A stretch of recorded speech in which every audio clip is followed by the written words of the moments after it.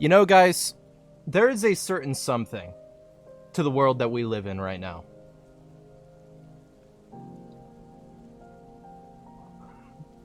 To say the least, it is disconcerting, frustrating. Sometimes it even drives me to be furious the way things in our world have been going. Whether it be all the intercontinental wars, all the bullshit going on outside of the US, or even just the stuff going on in the US.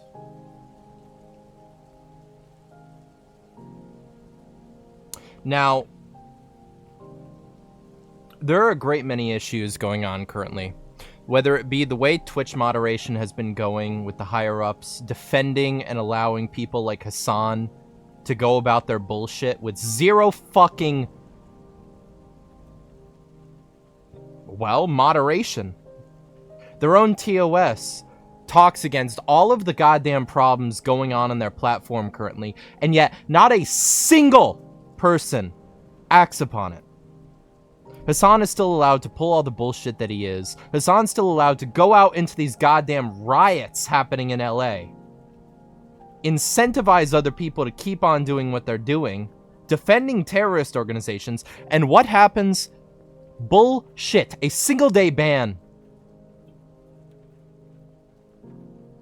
If all the talks of arrest warrants or whatever going on about him are real, then thank God. But if they aren't, then what the fuck? What is going on? People are still being banned on these sites for swearing, let alone defending terrorist organizations. Has politics really invaded the creator space this fucking bad? Are you kidding me?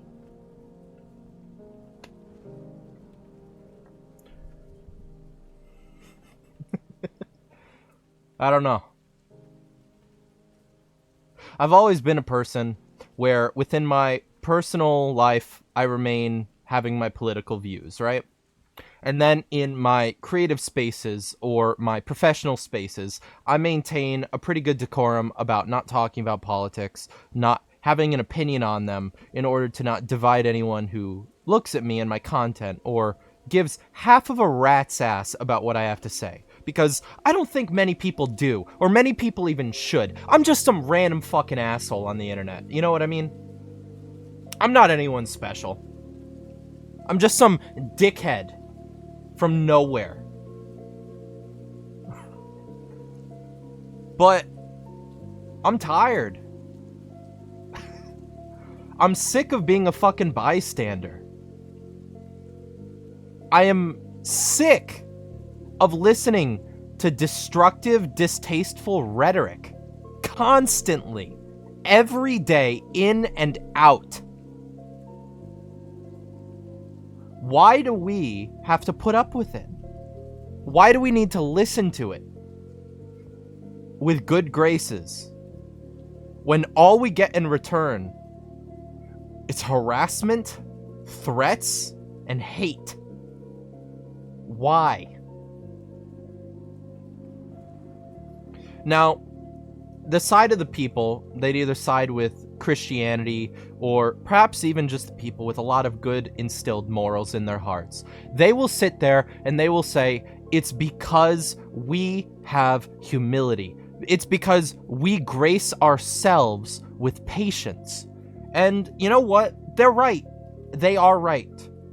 Carrying yourself with humility and grace in order to allow others to go about their thoughts, their lives, their opinions, their whatever, and to not impede or stomp upon them for their ideals and their beliefs. That is a grace upon ourselves and how we carry ourselves.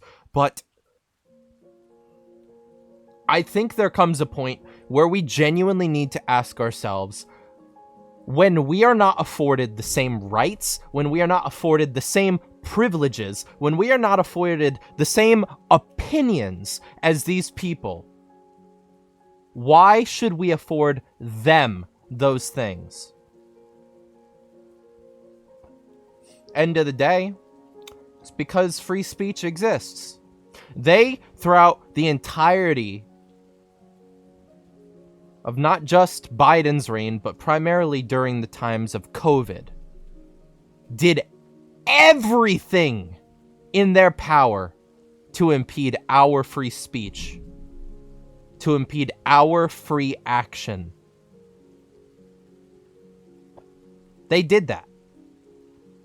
And and when we bring up the shit that was going on during COVID nowadays, they look at us and laugh at us like we're crazy. They say, no, those things never happened. No, we never said this. No, we never did that.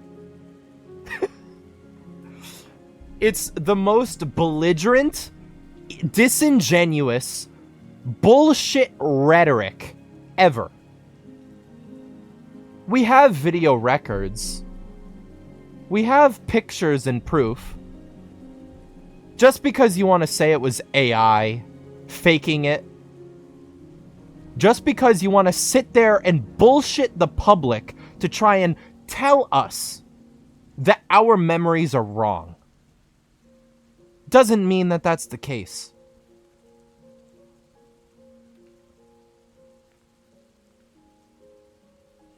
The assassination attempts on our president, the assassination on those two Democratic people of recent, every violent protest that has turned into a riot in recent times, all of the creators and the politicians that back violent rhetoric, inciting and encouraging these kinds of actions from the American public. What the fuck is wrong with you? Why are these things happening? We're on the brink of a plausible World War III with the conflict going on between Iran and Israel of current. Our president, against a lot of people's expectations during the parade, actively stated on X that we are not involving ourselves in the conflict. That is a gracious thing that we have been afforded, because that means that we will not have American soldiers laying down their lives for a meaningless cause.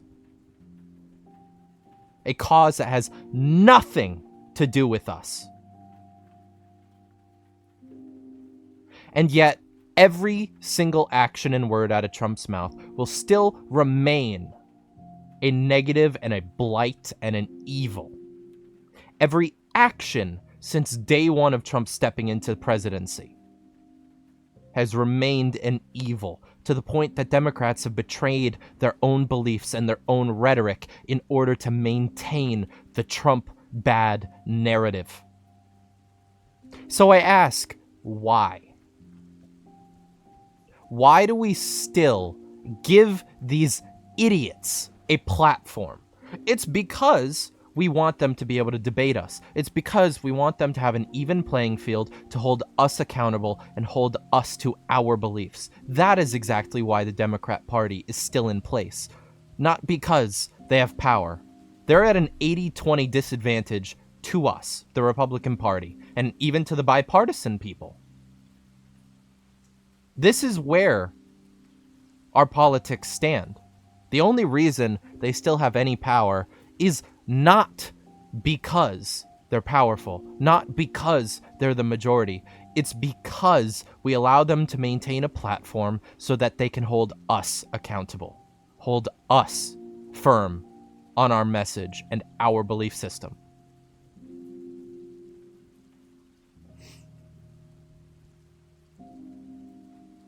And frankly, we need it. Every governmental organization, every governmental belief since the dawn of time has been struck and damaged on many levels by human corruption and human greed.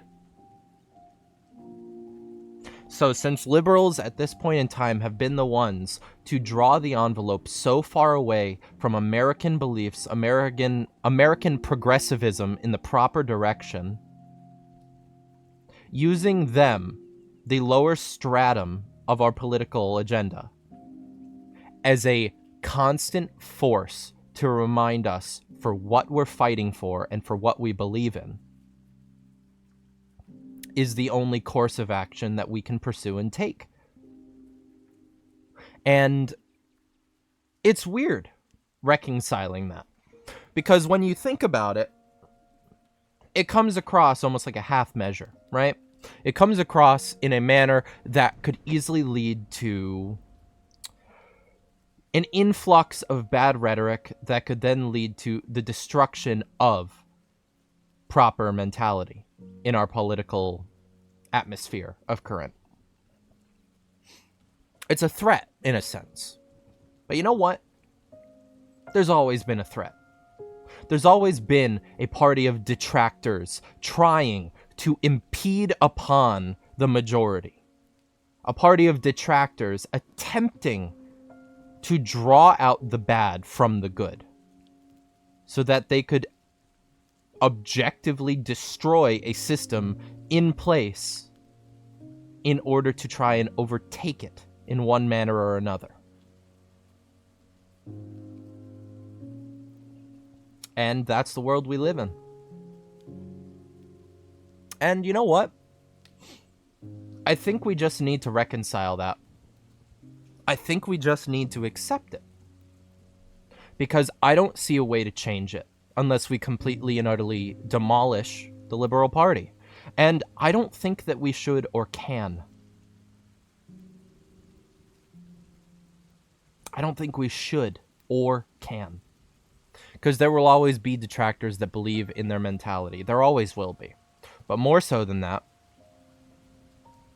we need a group to hold us accountable.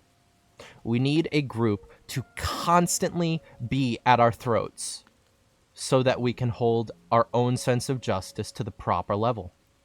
Because without it, give it 2-3 years, we'll be just as corrupt, just as money-grubbing, just as anti-country, anti-poor, anti-whatever, anti-citizen.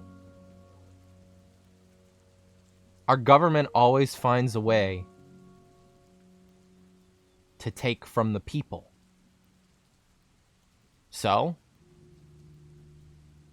what's the best way to always rally a people and a government? A common enemy.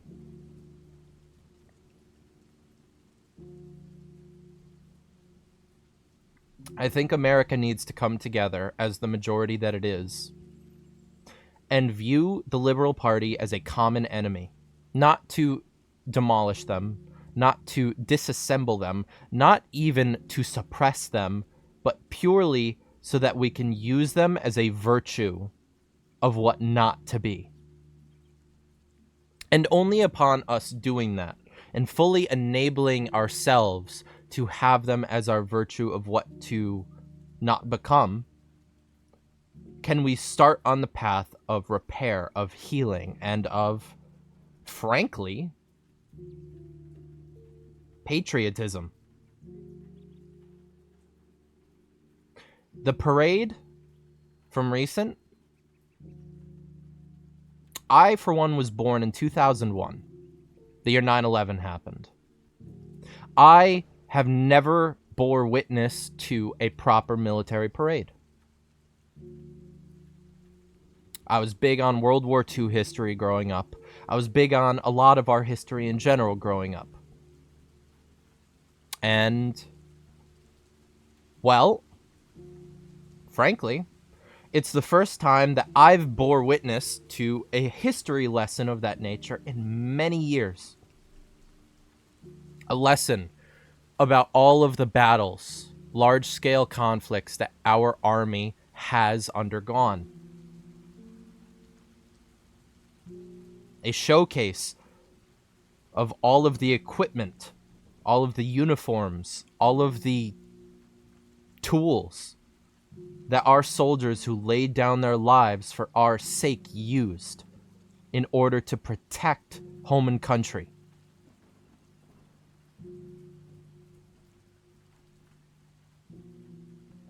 And I'm sure for the newer generations, at least the kids and young adults that are actually willing to watch that entire parade, whether out of scrutiny or curiosity or whatever their intent may have been in doing so, I hope that they could have gotten something out of it as well.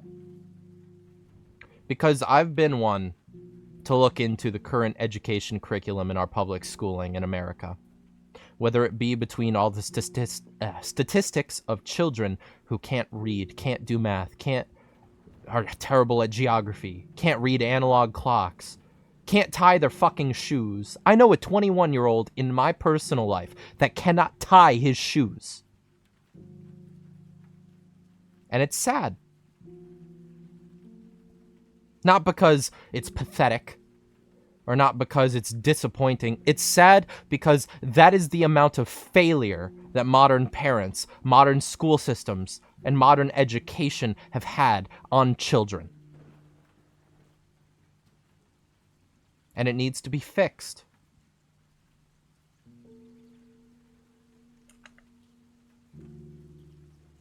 It's frustrating. It's concerning. And most of all, it's just disquieting, I suppose is a good phrase for it. Why is this where we as Americans are? Why? After every battle we've been through in our entire history, after every conflict that we have won, after every soldier that we have saved, after every family that we have helped, why are we here at this point of conflict, at this point of division, at this point of pure, unadulterated domestic terrorism being backed by earnest politicians in our political system? How is this where we are?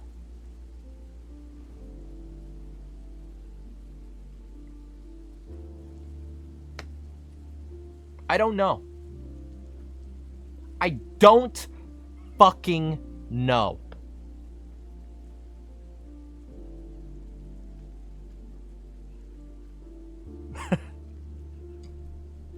And yet all I can do is look at it and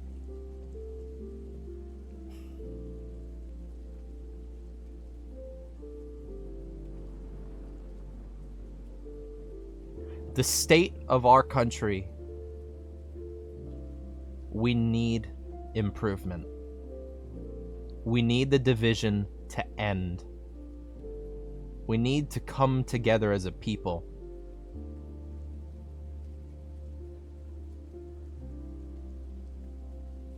We need to learn to care about our peers again. Too many children and too many adults alike in our country of current, in the ecosystem, social and otherwise, that is being praised and promoted by the media, too many of them look at their peers, their neighbors, their fellows at school, their fellows at their work, whoever, and all they can do is hate them. Look at them with disdain, want nothing to do with them, want to go seclude themselves away while they sit on their computer, doing nothing meaningful with their fucking lives.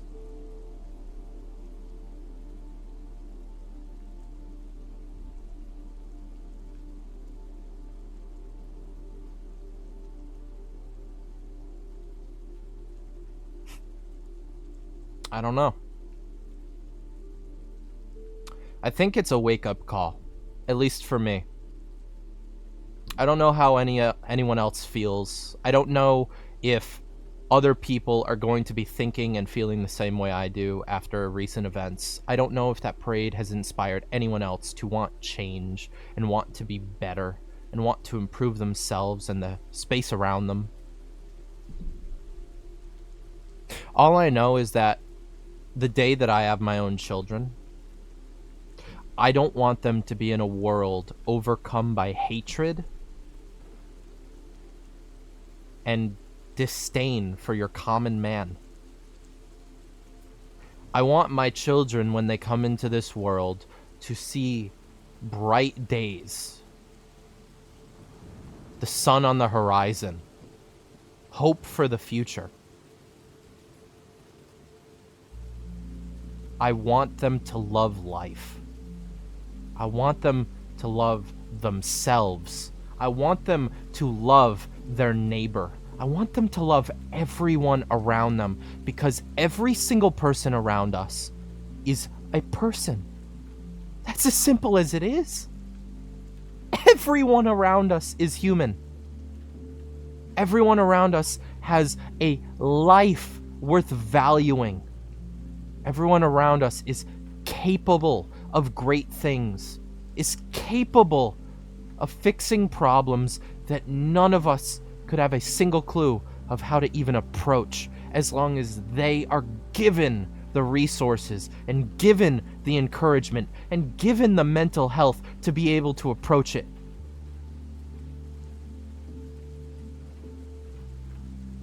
It's just about enabling it to happen. Enabling that complete and utter, unfettered potential within everyone around us. So why is our society, social media, in public, workspace, schooling, why is the primary demographic to put down the people around you? Why? It's to stifle creativity. It's to stifle innovation. And it's to stifle love. The divide in the United States of America, our home country, is far, far greater than political. It is on the personal, individual, civilian level. And we need reform. Or the reality is our country will burn. And the countries around us in our world that fear us, the moment that our shield falls, because we ourselves lose faith in each other, they will take advantage of it. They will succeed. And the United States of America will be lost. The land of the free. The sovereign nation. The place where even all of these illegal citizens dragging our country down in these riots, even them, they wish to be over their own home country. If they are so willing to abandon their homeland to come here, that shows the intrinsic value beholden in America. So instead of hating the United States, instead of hating ourselves, instead of hating our fellow citizens that stand by us every day, let's show a little love and humility. Let's start praising each other. Let's start being thankful of each other in everyday scenarios. When you go to the store and you buy something and a clerk helps bag it for you, say thank you. When you go down to the corner store near your home and you buy yourself a stupid bag of chips and a fucking soda, say thank you. Maybe give a tip.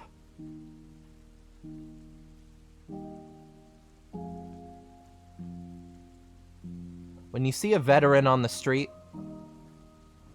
or a homeless veteran, thank them for their service.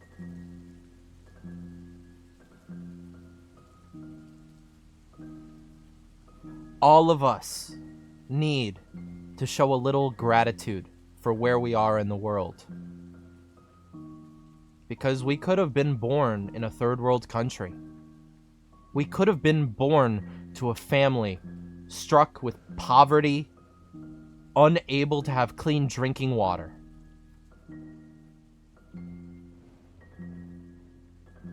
We could have been anywhere but where we are.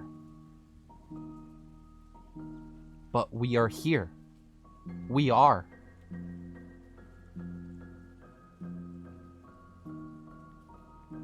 Don't have blind faith in your government. Don't have blind faith in the people around you. Don't have blind faith in anything. But choose to be better. Choose to think better. And choose to act better. Because if every single person in their life chose to do so, the world would be a better place. And that's just a fact. Human life is the greatest resource in the world. Our government and the world at large and their governments might have made everyone think that money is the greatest resource in the world. No, people are.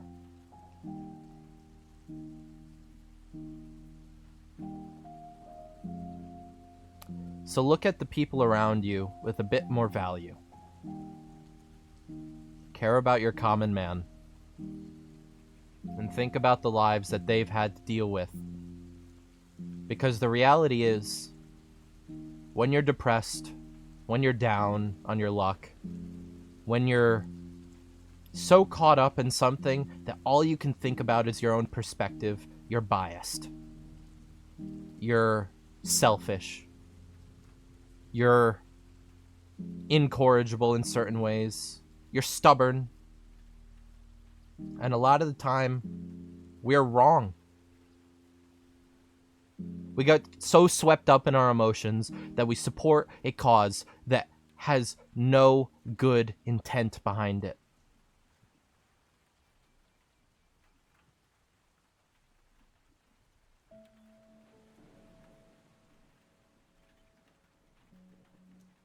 And it's sad. It's saddening. It's depressing. It's every word in the fucking dictionary for disheartening. It is.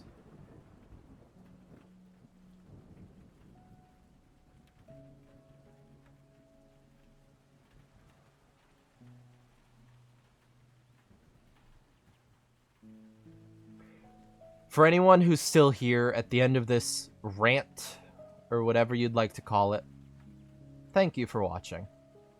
Because, like I said at the beginning of this video, I'm a fucking nobody. I don't have a following. I don't have a voice, really. I'm just some idiot, down on his luck, living in a sub-middle class situation.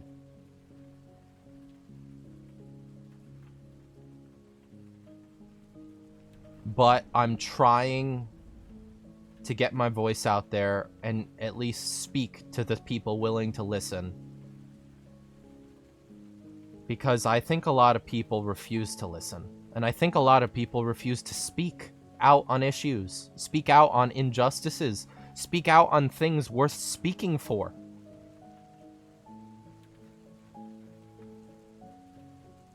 The world's been in a dark place since COVID.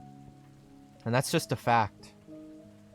And that's not even thinking about and considering all of the dark things that were still happening before COVID. It's just that COVID accentuated them, driving all the children to be forced to go through online classes, forcing people to get mandated vaccines. That now, all the details coming out about the jab, people are getting cancer. People are getting other illnesses. People's immune systems are tanking.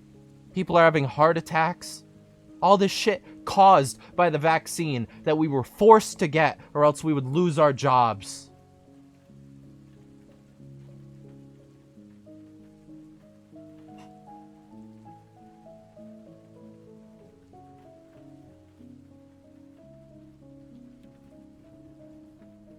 I'm just a common man.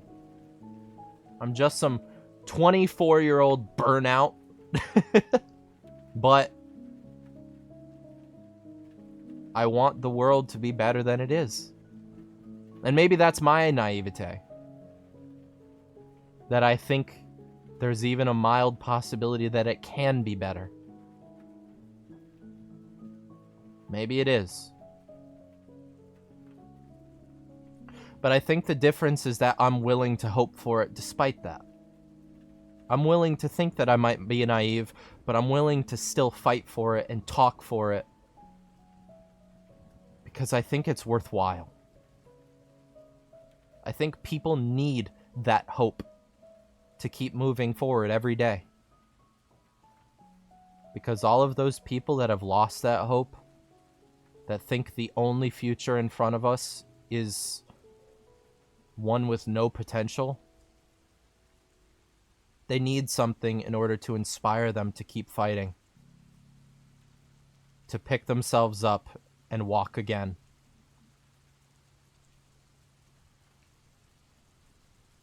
To everyone that's watched this, thank you. My heart goes out to you. I hope that someday things can be better.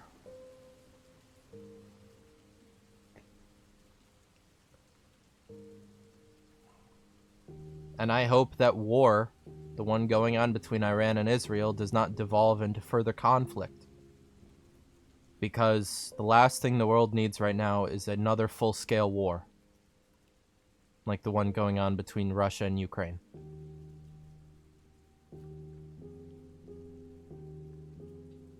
My heart goes out to you all. I hope every single person that sees this, whether it be a meager amount or somehow a large amount if the algorithm catches me, I hope that every single one of you have a good day. I hope that every single one of you can have success and thrive in your efforts. And I hope that all of us can come together sometime soon and find common ground so all this conflict and hate can stop. Because the last thing we need is vitriol. The last thing we need is this hatred. We need more love in the world. Love for our common man. Love for our common people. Love for the people across the sea. War solves nothing. War is nothing but a business made to generate money and greed. And we, the people, should be better than that.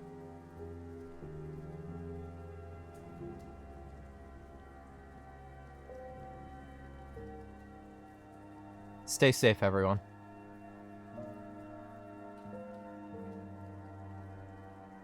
I love you all.